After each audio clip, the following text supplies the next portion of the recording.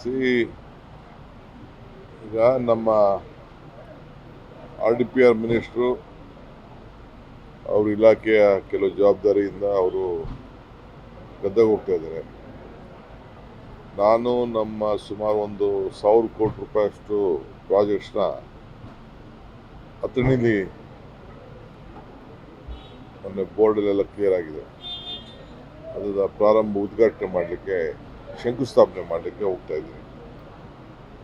So CM ಬರ್ತಾ ಇದ್ದಾರೆ.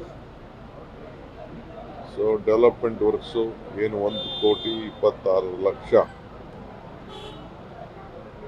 1,26,000 ಕೋಟಿ ಏನು ಮಂಜೂರು ಮಾಡಿದ್ದೀವಿ ಬಜೆಟ್ದು, ಎಲ್ಲ ಡೆವಲಪ್ಮೆಂಟ್ ಕೆಲಸಗಳನ್ನು ಪ್ರಾರಂಭ ಮಾಡ್ತಾ ಇದ್ದೀವಿ.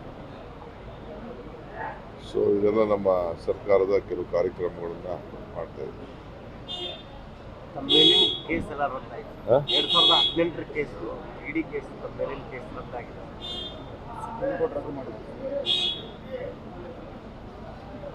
ನೀವು ರೇಡ್ ಆದಾಗ ಒಂಥರ ತೋರಿಸಿದ್ರಿ,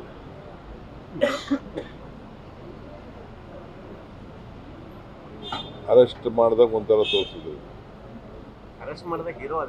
ಬಿಡುಗಡೆ ಮಾಡಿದಾಗ ಒಂಥರ ತೋರಿಸಿದ್ರಿ. ಈಗ ಸುಮ್ಮನೆ ಹಂಗೆ ಮುಚ್ಕೊಂಡಿದ್ದೀರಾ. ಘೋಷಣೆ ವಿಚಾರದಲ್ಲಿ ನೈತಿಕ ಹೊಣೆ ಹೊತ್ತು CM DCM ರಾಜೀನಾಮೆ ಕೊಡಬೇಕಂತ ಆಗ್ರಹ ಮಾಡ್ತಾರೆ. ಕೊಡೋಣ. ಯಾವಾಗ ಬೇಕಂತ, ಯಾವಾಗ ಬೇಕು ಕೇಳಿ, ಯಾರಿಗೆ ಬೇಕು ಕೇಳಿ. ಮಂಡ್ಯ ನೋಡಿದ್ದೀರಾ ನೀವು?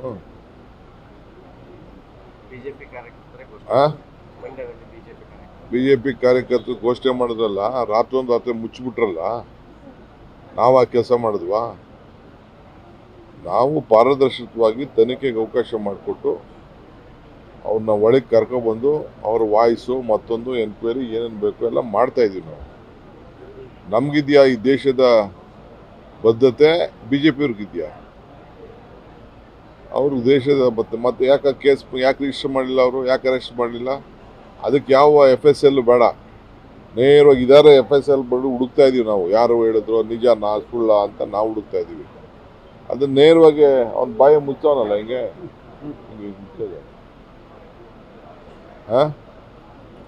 ನಾವು ಸುಮ್ಮನೆ ಏನು ಮಾತಾಡಬಾರ್ದು ಅಂತ ಸುಮ್ಮನೆ ಇದು ಅಷ್ಟೇ.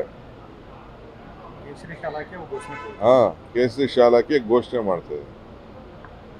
ಕೊನೆಗೆ ಅವ್ರ ಡೋಂಗಿ ಆಟ ನೋಡ್ಬಿಟ್ಟು ಕೊನೆಗೆ ನಮ್ಮ ಲೋಕಲ್ MLA ಅವರೆಲ್ಲ ಹೋಗಿ ಕಂಪ್ಲೇಂಟ್ ಕೊಟ್ಟು, ಅದು ಈಗ ಇನ್ವೆಸ್ಟಿಗೇಷನ್. ಮರ್ಡ್ರೇ ಅಲ್ವಾ? ಕಳ್ತನೇ ಅಲ್ವಾ? ನುಡಿಮುತ್ತೇ ಅಲ್ವಾ? ದೇಶದ್ರೋಹನೇ ಅಲ್ವಾ? ಮತ್ತೆ ಸಿದ್ದರಾಮಯ್ಯ 5 ವರ್ಷಗಳ ಕಾಲ ಮುಖ್ಯಮಂತ್ರಿ ಆಗಿರ್ತಾರೆ. 27ನೇ ತಾರೀಕು ನಾಳೆ ಎಲೆಕ್ಷನ್ ಕಮಿಟಿ ಮೀಟಿಂಗ್ ಡೆಲ್ಲಿಲಿದೆ.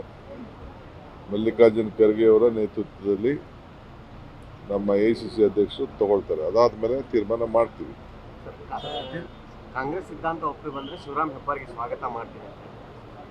ನಿನಗೂ ಸ್ವಾಗತ ಮಾಡ್ತೀನಿ. Sir, ST Somashekhar, BR Patil ಯಾವ ಸೇರ್ತಾರೆ?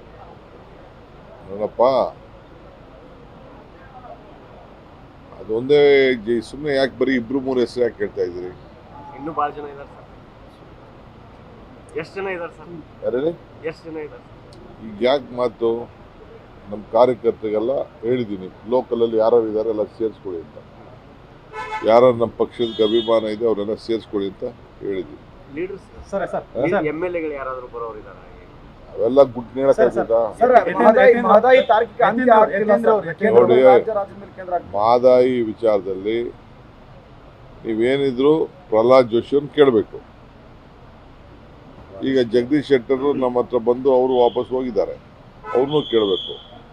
ಇದೇ ಹುಬ್ಳಿಲಿ ಸೆಲೆಬ್ರೇಷನ್ ಆಯ್ತಲ್ಲ, ಏನಾಯ್ತು ಸೆಲೆಬ್ರೇಷನ್ನು? ಯಾಕಾಯ್ತು? ಯಾಕೆ ಪರ್ಮಿಷನ್ ಇನ್ನ ಫಾರೆಸ್ಟು ಮತ್ತೊಂದೆಲ್ಲ ಕ್ಲಿಯರೆನ್ಸ್ ಕೊಟ್ಟಿಲ್ಲ? ನಾನಂತೂ ಟೆಂಡರ್ ಕರೆದು ಬಿಟ್ಟಿದ್ದೀನಿ. ನಾನು ಮಂತ್ರಿ ಆದಮೇಲೆ ಟೆಂಡರ್ ಕರೆದು ಬಿಟ್ಟಿದ್ದೀನಿ. ಕಂಡೀಷನ್ ಅದೊಂದು ಆದ ತಕ್ಷಣ ಕೆಲಸ ಶುರು ಮಾಡಿ ಅಂತ